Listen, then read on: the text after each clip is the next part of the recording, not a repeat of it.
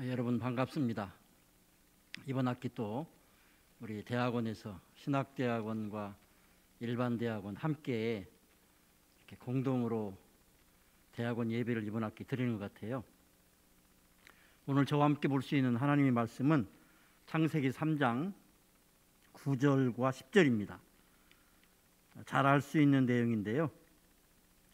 여호와 하나님이 아담을 부르시며 그에게 이르시되 내가 어디 있느냐 이르되 내가 동산에서 하나님의 소리를 듣고 내가 벗었으므로 두려워하여 숨었나이다.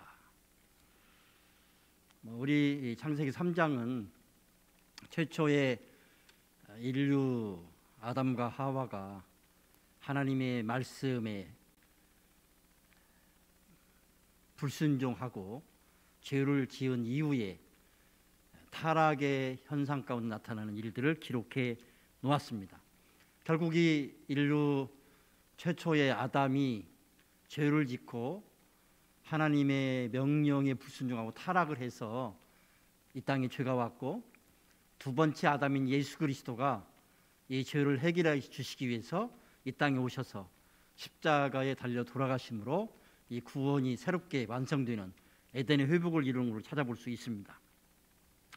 오늘 저와 여러분은 한국교회를 바라보면서 특별히 코로나19 팬데믹 상황 속에서 신학을 공부함이 무엇일까?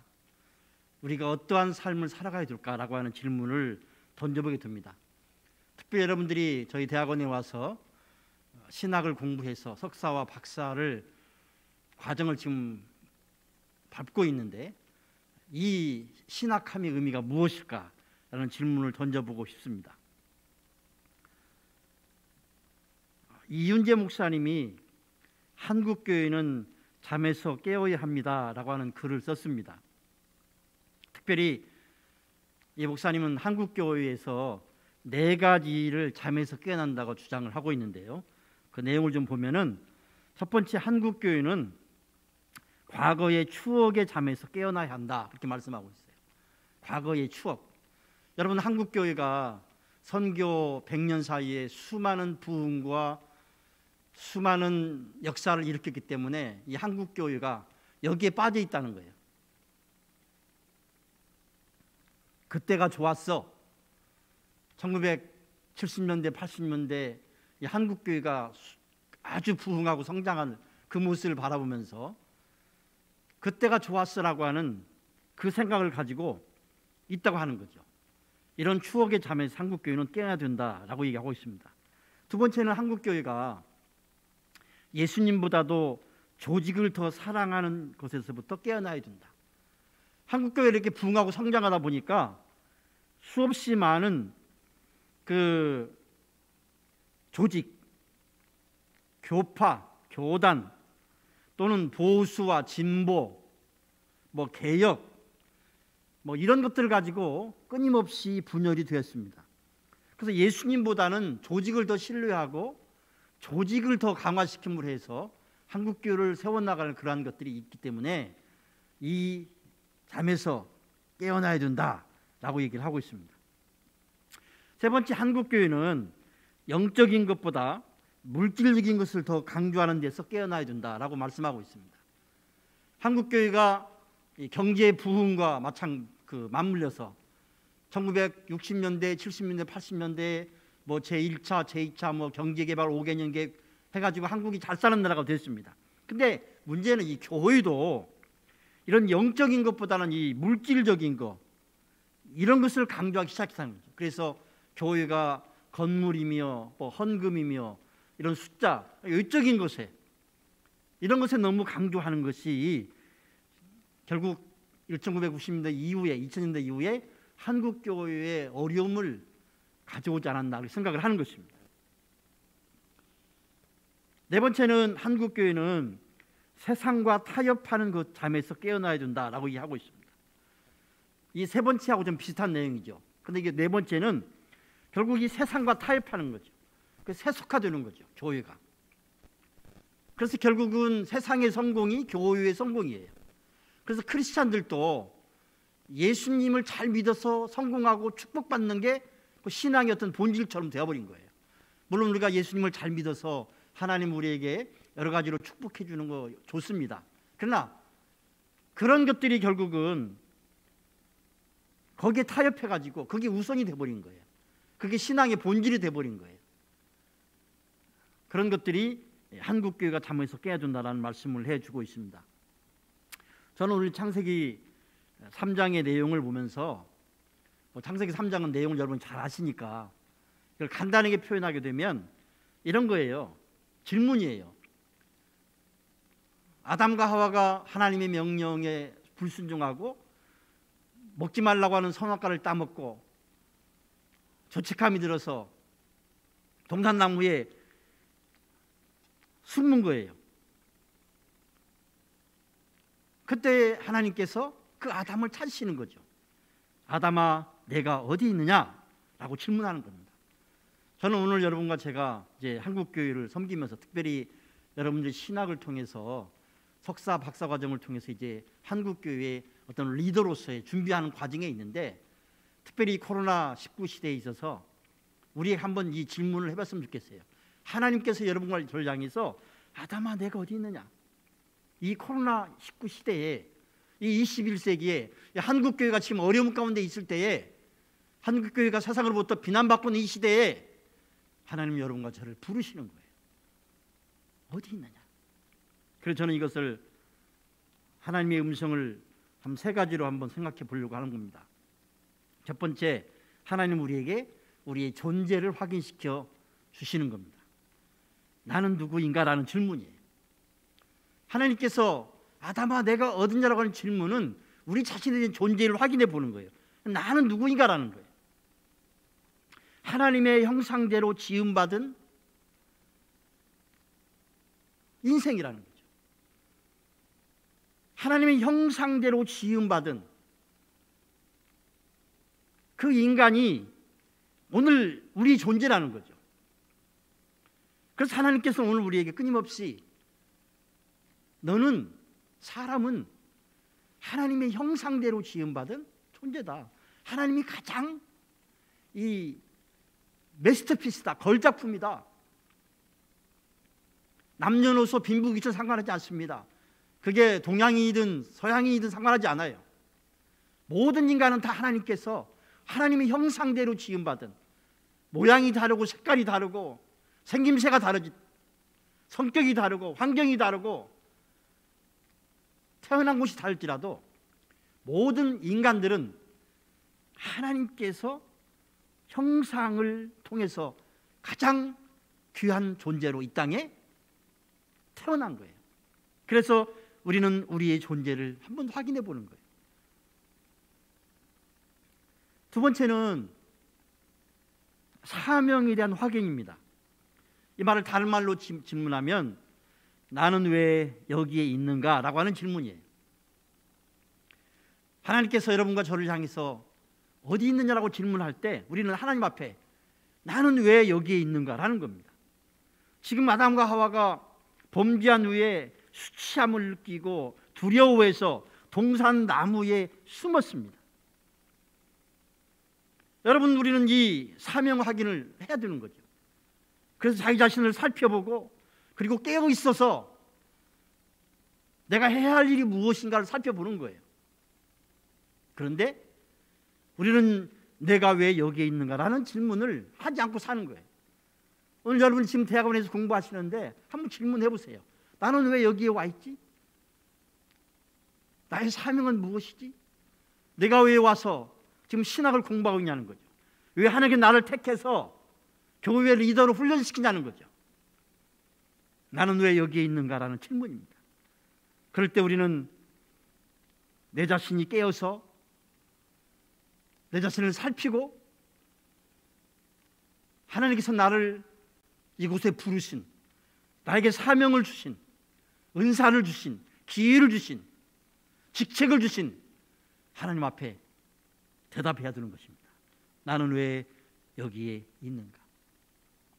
에스겔 선지자는 이스라엘 백성들의 그 타락상을 보고 회복을 이야기를 합니다.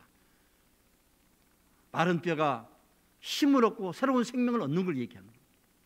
그러면서 우리에게 하나의 파수꾼에 대한 일을 해주는 거예요. 파수꾼은 깨어 있어야 되는 거예요. 깨어서 다른 사람들을 인도해야 됩니다. 다른 사람들을 인도하고 보호해야 되는 거예요. 그 파수꾼의 역할이 바로 나는 왜 여기에 있는가라는 질문입니다. 여러분들 신학을 공부하면서 이번 학기에 하나님 앞에 이런 질문을 던졌으면 좋겠어요. 하나님, 내가 왜 여기에 있습니까? 내 사명을 다시 한번 확인하고, 특별히 이 시대에, 이 힘들고 어려운 이 코로나 시대에, 특별히 한국교회가 지금 어려움을 당하는 이 시대에 왜 하나님께서 나를 이곳에 보내셨을까? 나는 왜 여기에 있는가? 하나님께서 아담아, 내가 어디에 있느냐? 라고 하는 질문을 대신 우리가 우리 자신을 향해서, 하나님, 나는 왜 여기에 있습니까? 내 사명은 무엇입니까? 라고 우리가 기도하면서 우리 자신이 깨어서 우리 자신을 살폈으면 좋겠어요. 에베소에 보면은 이 시대를 살아가는 하나님의 사람들에게 너희는 세월을 아끼라는 말을 하고 있어요. 세월을 아끼라고 하는 것은 redeeming the time이라고 하는, 영어로는 그게 뭐예요? 세상, 시간을 구속하라라고 하는 말인데, 그 말은 뭐예요? 이 시대를 알라는 거예요. 이 시대 속에서 너희들이 해야 할 일이 무엇인가를 아는 겁니다. 자기 자신을 살피는 거예요. 사명을 깨닫는 거예요. 그래서 우리가 이 주어진 시간에, 주어진 상황 속에서 내가 왜 여기에 있는가라는 사명을 다시 한번 발견할 수 있는 그런 확인 시간이 될 수 있으면 좋겠습니다. 세 번째는 생명에 대한 확인입니다. 나는 지금 무엇을 하고 있는가라고 하는 거예요. 나는 왜 여기 있는가라는 사명을 확인하게 되면 우리 해야 할 일이 주어지는 거예요. 나는 지금 무엇을 하고 있는가? 이 말은 다른 말로 표현하면 지금 내가 살아있다는 거거든요. 내가 지금 살아 움직이고 있다는, 호흡하고 있다는 거죠. 그러므로 내가 호흡하고 있다고 하는 말은 내가 생명을 확인하고 그 생명에 대한 증거를 해야 된다는 거예요. 이 말은 다른 말로 표현하면 아담아, 내가 여기 있느냐라고 하는 그 질문을 통해서 하나님을 피해서 두려워서 숨었던 아담을 하나님께서 부르셔서 회복시켜주는 거예요. 야, 네가 거기에 지금 숨어서 죽어가면 안 돼. 너는 살아있어야 돼. 너는 생명체야. 수치감을 느끼고, 그래서 아담과 하와는 무화과 나무 잎으로 앞치마를 하게 해서 입습니다. 왜? 수치가 느껴지기 때문에. 죄를 지키기 전에는 수치감을 못 느꼈는데 죄를 짓고 나니까 그 죄 때문에 수치가 온 거예요. 두려움이 온 거예요. 그래서 무화과 나뭇잎으로 치마를 만들어서 입었습니다. 여러분, 그 치마는 오래가지 않습니다. 나뭇잎으로 만든 그냥 마르는 거예요. 그래서 하나님께서 21절에 보면 가죽옷을 입혀 주시는 것입니다. 하나님께서 가죽옷을 입혀주세요. 여러분이 가죽옷을 입혔다고 하는 건 뭐예요? 우리가 구원의 길을 우리에게 제시해 주는 겁니다. 나뭇잎으로는 안 된다는 거예요. 짐승을 잡아서 피를 내서 가죽옷을 입혔을 때 그 수치가 완전히 가려지는 거예요. 이것은 영적으로 하나님의 구속사역의 어떤 시발점을 보여주고 있는 말씀이라고 생각이 되어집니다. 여러분, 이번 학기도 우리가 수업을 하고 있는데 이 창세기 3장에 하나님의 질문을 통해서 우리 스스로 한번 이런 질문을 던졌으면 좋겠습니다. 나는 누구인가? 나의 하나님의 형상대로 지음받은 나의 존재를 확인하고, 나는 왜 여기에 있는가? 나의 사명을 확인하고, 그리고 청지기로서, 그리고 이 시대의 파수꾼으로서, 더 나아가서는 나는 지금 무엇을 하고 있는가? 내가 생명체로 생명을 확인하면서 나로 하여금 회복하고 하나님께서 생명을 얻게 하기 위해서 나를 부르셨다는 거죠. 그래서 우리는 세상에 나가서 이 시대 사람들에게 더 이상 이 무화과나무 잎으로 옷을 입지 말고 하나님 주신 이 가죽옷을 입어야 된다는 거죠.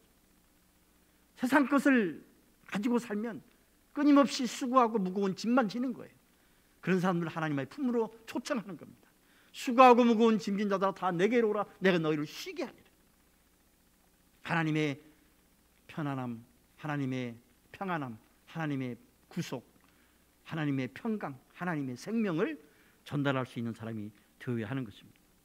오늘 저는 마지막으로 책 한 권을 소개하려고 합니다. 이 J.D. 그리어라고 하는 사람이 쓴 담장을 넘는 크리스찬이라는 책입니다. 원래 제목은 Gaining by Losing입니다. 말은 무슨 말이에요? 잃어버림으로써 얻는다는 거죠. 잃어버림으로써 얻는다는 것입니다. 여러분, 오늘 한국 교회가 이제는 아담에게 질문했더니 하나님의 질문을 받으면서 우리가 이러한 질문을 해보는 거예요. 그러면서 교회가 창고를 얼마나 크게 늘리느냐가 아니라 얼마나 교회가 세상에 이 생명의 씨앗을 넓게 지속적으로 심느냐 퍼뜨리느냐라고 하는 것이 중요하다는 거죠. 여러분, 세상의 기준과 하나님 나라의 교회의 기준은 뭐예요? 세상의 기준은 자기가 무엇을 얻기 위해서 담을 넘는 겁니다. 그런데 크리스찬은 무엇을 잃기 위해서 담을 넘는다는 거예요. 여러분, 이게 이상하지 않습니까? 담장을 넘어서 축복을 나눠주는 일을 하는데 우리가 잃어버림으로써, 줌으로써, 희생함으로써, 헌신함으로써, 나눔으로써 거기서 얻는다는 거예요. 계속해서 우리는 이러한 질문을 던지면서 하나님, 내가 생명 있는 존재로, 생명을 증거하는 존재로 이제는 살아가야 되는데, 나와 여러분이, 그리고 한국 교회가 이제는 세상에 담장을 넘어서 축복을 전달해 줄 수 있는, 우리 창세기 49장 50장에 보면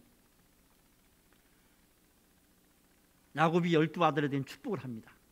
근데 거기 요셉을 축복할 때 뭐예요? 담장 넘어서 축복이 전달되는 거예요.